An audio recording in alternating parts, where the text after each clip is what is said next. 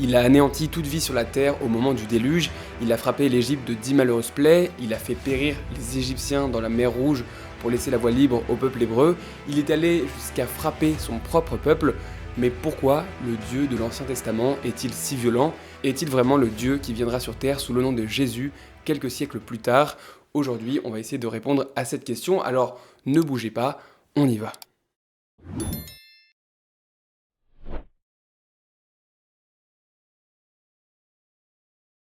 On a tendance chez les catholiques à faire abstraction de l'Ancien Testament.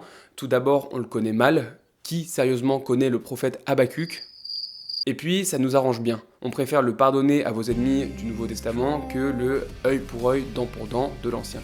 On vous propose donc aujourd'hui un éclairage sur Dieu dans l'Ancien Testament. Tout d'abord, il faut rappeler que le Dieu de l'Ancien et du Nouveau Testament sont les mêmes. Le courant qui affirme l'inverse, c'est le marcionisme. Ça a été créé par un gars qui s'appelle Marcion de Sinope, et ce courant a été déclaré hérétique en 144. Marcion a été excommunié. On va trouver ensemble des explications à la violence perceptible dans l'Ancien Testament. On commence avec des arguments qui peuvent sembler un peu légers et qui ne pourront pas répondre à toutes nos interrogations sur l'Ancien Testament, mais qui méritent quand même d'être mentionnés. Tout d'abord, il y a l'ambiguïté de certaines traductions. Le choix de certains mots ou le sens qu'ils avaient dans la langue d'origine n'ont pas le même sens dans notre langue. Ça produit donc des incompréhensions et parfois ça rend Dieu plus rude qu'il ne l'est vraiment.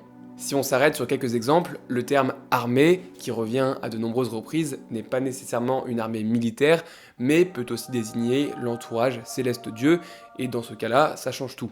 Ou encore, lorsque dans plusieurs psaumes, le psalmiste supplie Dieu de l'épargner, ce n'est pas, comme de nombreuses traductions laissent l'entendre, pour supplier un Dieu furieux d'arrêter de s'acharner sur lui pour le punir, mais plutôt pour lui demander de le corriger, au sens pédagogique du terme, sans violence.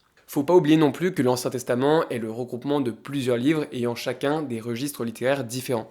C'est donc normal que lorsqu'on est par exemple dans le registre de l'épopée, que l'accent soit mis sur la violence, les combats, le spectaculaire. À ça, on peut ajouter également le fait que l'Ancien Testament décrit des faits qui se sont déroulés à une autre époque avec d'autres mœurs. On le lit et l'interprète forcément avec nos regards de contemporains, avec ce qu'on connaît de la société actuelle. L'Ancien Testament décrit lui une autre réalité humaine. Il y a plus de violence, des conditions de vie plus dures. C'était des périodes où il n'y avait pas nécessairement de droit, pas de secours, fallait se défendre soi-même et parfois au prix de la violence. Par exemple, à l'époque, ça choquait personne d'avoir des esclaves. Il n'y avait pas des mecs comme Raphaël Glucksmann pour s'en indigner sur Instagram. Ça nous donne un second biais qu'il faut avoir dans un coin de la tête lorsqu'on lit l'Ancien Testament. Notre grille de lecture n'est pas celle des gens à l'époque. Oui, bah c'est mignon tout ça, mais nous, on voudrait des choses un peu plus croustillantes. Eh bah t'es pas morte toi. J'étais persuadé qu'elle était morte. Bah non, je suis pas morte, je suis une lampe. Bon, allez, passe à la suite. Ok, on va rentrer dans le vif du sujet. Si on parle d'un Dieu violent, il nous faut nous demander d'où vient cette violence dans la Bible. Revenons donc au commencement, la Genèse, le premier livre de la Bible. Le récit de la création est un magnifique récit d'amour de Dieu pour les êtres qu'il a créés de ses mains. On a ici l'image d'un Dieu créateur qui crée par amour. Dieu donne à l'homme tout ce qu'il lui faut pour vivre heureux et paisiblement. Et il vit que cela était bon. Son projet est que l'homme domine et prenne soin de la création. Il montre par là sa confiance en l'homme en lui confiant tout ce qu'il a créé.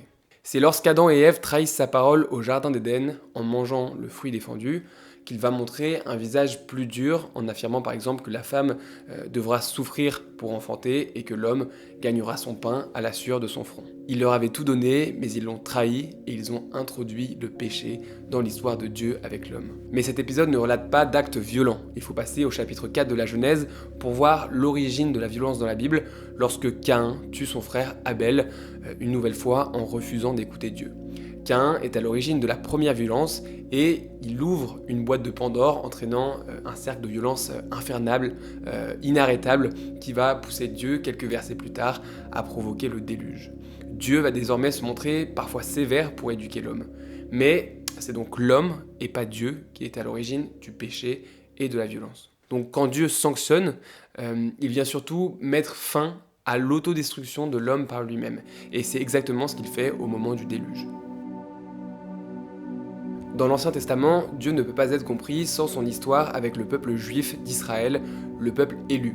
S'il est bien le Dieu de tous et de toutes choses, En se choisissant un peuple, Dieu entre dans l'histoire humaine et se joint au destin d'un groupe d'individus.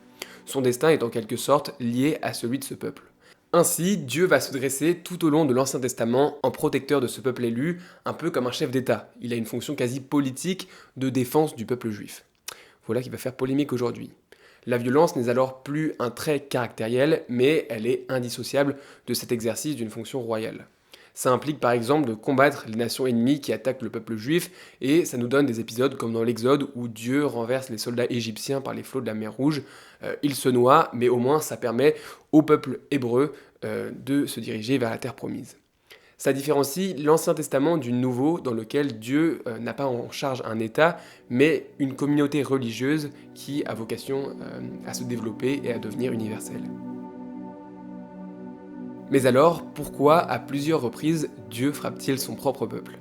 Eh bien, on peut également attribuer à Dieu une fonction de garant du respect des normes sociales qui nécessitent d'inspirer la crainte. Le peuple hébreu, quand il sort d'Égypte, libéré de l'esclavage, n'a pas de loi. C'est pourquoi Dieu va lui donner sa loi, les 10 commandements, sur le mont Sinaï.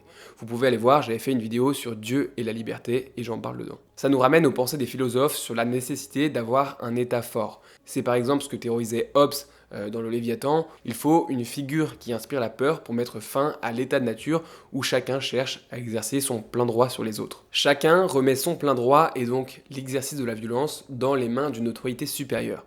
Ça peut s'appliquer à un état, mais ça marche aussi avec Dieu. La condition, c'est d'être craint.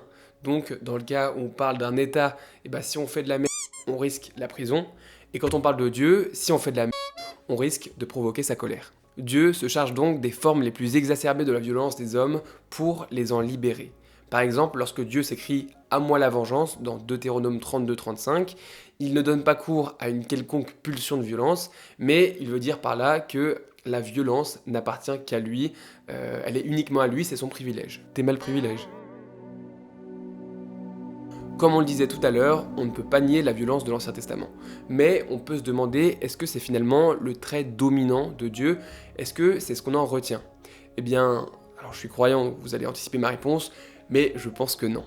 L'Ancien Testament, c'est avant tout une histoire d'amour entre Dieu et les hommes. Tout au long de l'histoire, Dieu est présent et il se préoccupe réellement de leur salut. Ça se traduit par exemple, comme je l'ai dit tout à l'heure, avec les 10 commandements. Il leur donne une loi pour vivre libre, heureux et accéder à la vie éternelle.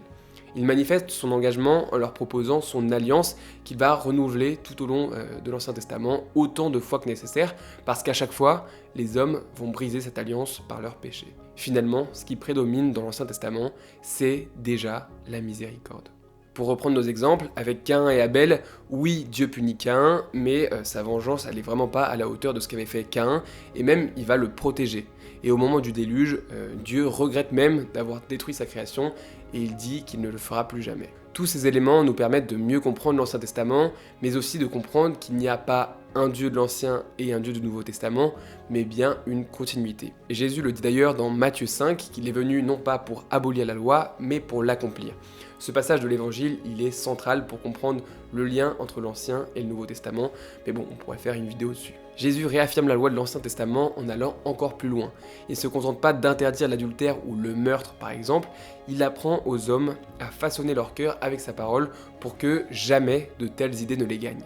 Il y a toujours un même projet, c'est de permettre aux hommes de parvenir au salut librement. Jésus est finalement le visage de la miséricorde du Père. Il vient manifester et accomplir le projet et la miséricorde de Dieu. Il l'incarne dans chacune de ses actions dans l'Évangile jusqu'à supporter la mort sur la croix.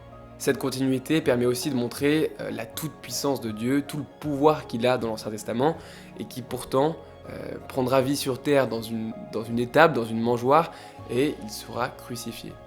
On peut donc conclure en disant que la miséricorde de Dieu se révèle dans l'Ancien Testament et se déploie dans le Nouveau Testament.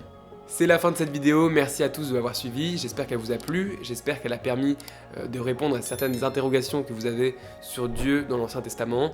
Ça demande toujours pas mal de travail ces vidéos-là, plus catéchétiques, parce qu'il ne faut pas raconter n'importe quoi, donc ça demande 2 fois plus de recherche, mais en tout cas j'espère que ça vous aura servi. Je vous dis à très bientôt sur Amen, et que la paix soit avec vous.